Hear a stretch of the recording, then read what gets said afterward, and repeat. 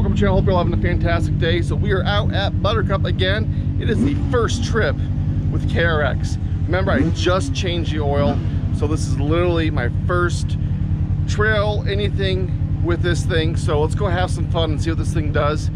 I do have the tires at 6 psi, and I've cranked the front shocks compression up about 2/3 of the way. So let's have some fun.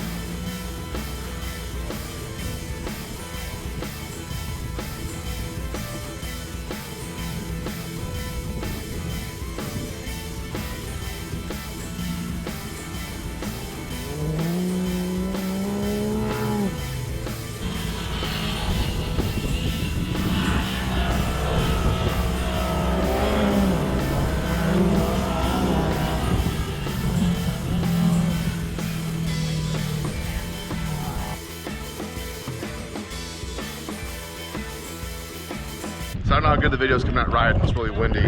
But first carnage, X3, belt's gone. So get that fixed and get back to riding.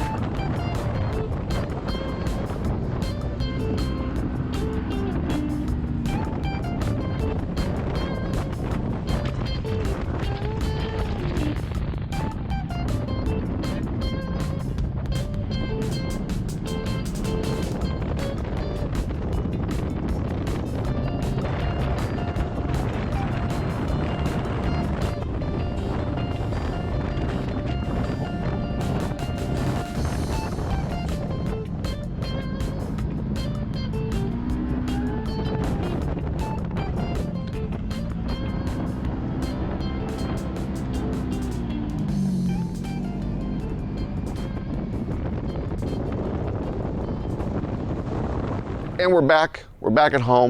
I couldn't film my outro out at the dunes. We actually left a day early because it was just so windy, as you heard in the video. I tried to tone some of the wind sounds down. So let me give you my first impressions on this thing. It's awesome. I was grinning ear to ear the whole time, to be honest. I did everything in stock form. I mean, there's no modifications to this at all. So stock tires, I ran at 6 PSI all the way around. Stock shocks and springs. Now mind you, I'm keeping up with guys that got full valving and full spring setups from the different manufacturers. This is all stock. The front, I did need to turn up about 6 clicks. The rear, I was turned up 8 to 10 clicks depending on where I liked it at the time.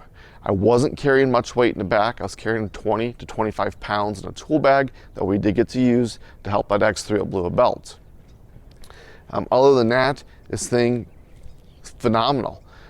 There are some improvements we can make though for the next dune trip. First, tires.